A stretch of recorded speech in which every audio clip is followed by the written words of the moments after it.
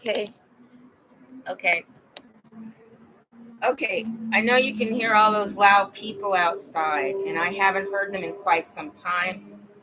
And I'm pretty sure they're out there being loud because my door is open wide and I'm broadcasting.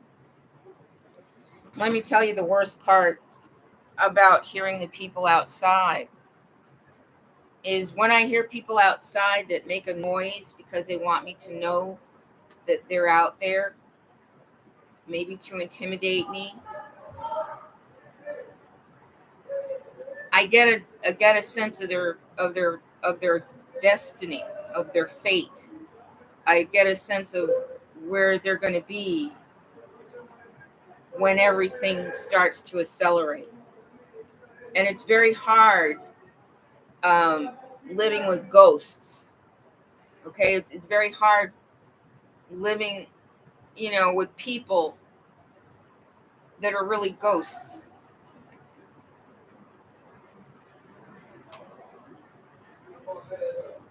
God loves you more than God loves your enemies. Your enemies take the joy out of your life. Your enemies actually plan ways to hurt you. They actually plan to set you up and then defeat you. That's what they do. I don't want to get in any line of fire from outside the door. I don't want to get in any line of fire because every time I forget that there are enemies out there, I give them the opportunity to attack me. And I don't want to be attacked. Every time I reached a level of stasis, where I sort of had things under control, I would go outside, I'd get too comfortable, and I would end up under attack. Now, my children sent me a Mother's Day gift that's still down at the front desk, along with things that I got about 2 weeks ago. But because of the danger that I encounter from the residents of this hotel, going out there is very dangerous. So I can't get the things from the front desk. I have to actually, find an opening where I can go outside. Now my lungs are clearing a little bit. My sinuses are clearing a little bit. But I can still smell, that stuff. And it could be from the oil and gas processing here in the energy corridor, but I never smelt it in the air just everywhere before.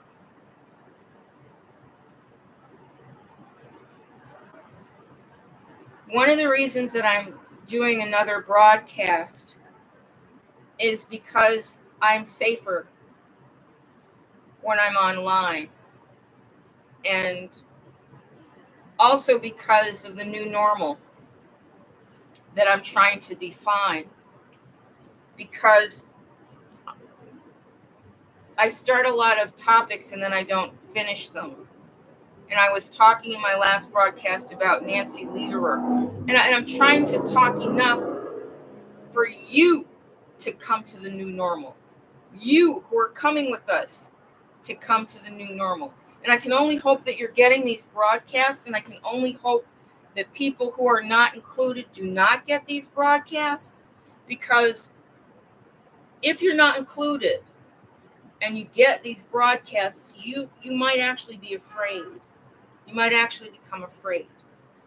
But ever since I found Nancy Lederer, and this would have been before I moved to Arizona, and I moved to Arizona in 2016.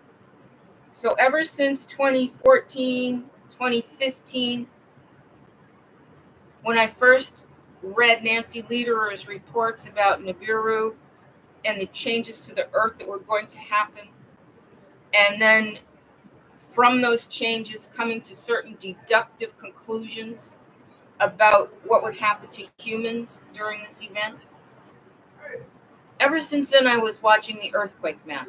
Ever since then, almost every day during the time that I'm awake, I check out the earthquake map. Not ever since 2015, but since I've been living here for sure. And one reason I check out the earthquake map is because to me it's a bit of a barometer that tells me that the time is drawing near. When I first started looking at the earthquake map, there was hardly any earthquakes on it, really. Hardly any earthquakes on it. And now, when I look at the earthquake map, it's loaded with activity. The averages of 4s and 5s coming in are absolutely phenomenal.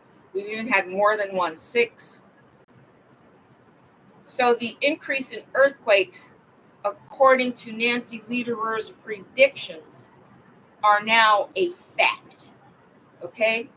So the normal that I was in trying to say, wow, is all this stuff going to come? I don't see any proof of it. And that was a normal, right? So as long as there's no proof, you have to continue on as if the current reality is still in effect. But then the proof begins to mount and mount and mount until we're at this point we're at now. Right? We're at this point where we see the earthquakes increasing. We see the sunspots. We get men like Dutch Sensi giving us reports. We get women like Gina Marie Colvin Hill giving us reports. We give men like Michael Sala giving us reports. We give men like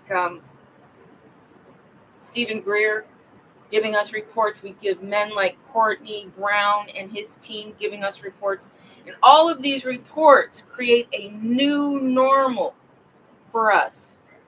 A normal that says, oh my goodness, intergalactic war is real.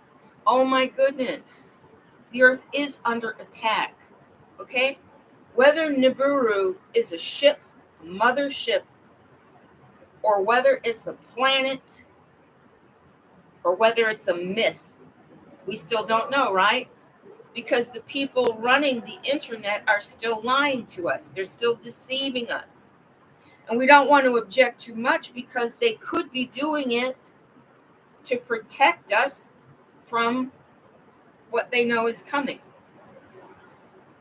We read enough through alternative news sources to know that the Navy had their futurists look into their Operation Looking Glass, and they interacted with time travelers and bad ET forces enough to know that the Earth has a destiny, some kind of future that was just too horrible for them to accept.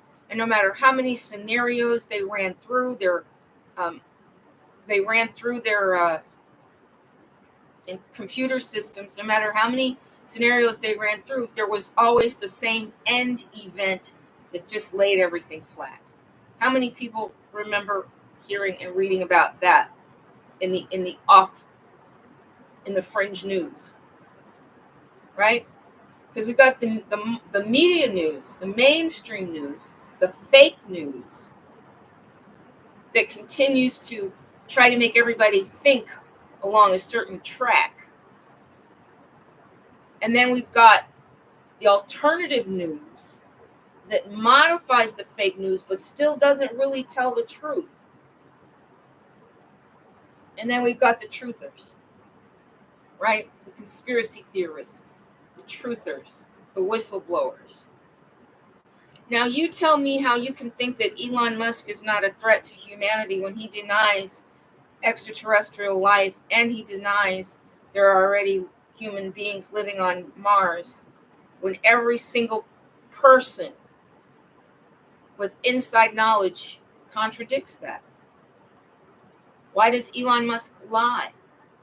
Why do people pretend to believe him? Because no matter what the truth is, when a person lies, you have to take that lie into account. You have to wonder, is that lie the truth? Is that lie valid? You have to think it out. You have to consider a lie as a part of the evidence. Well, I keep seeing more and more Starlinks being launched all around the world.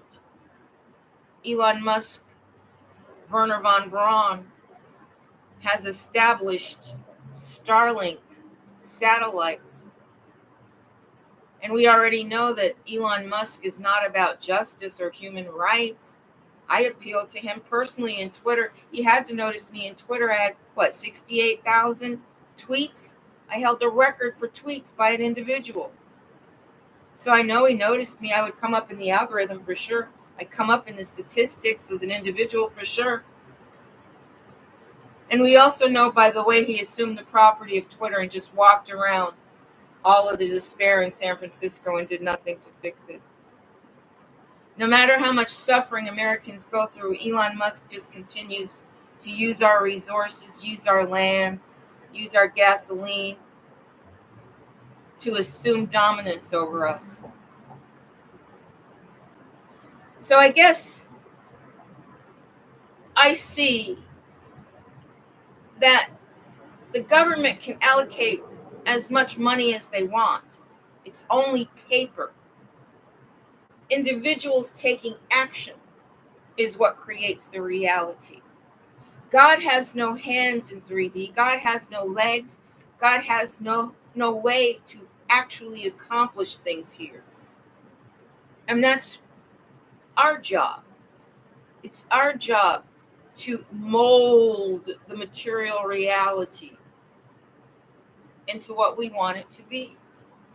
If we want a world where we don't get to grow any food, even though there's land right there, and we have to depend on a supply chain that might be sending us food from anywhere in the world so that people can get paid, middlemen, to support the middlemen, the lords and the ladies.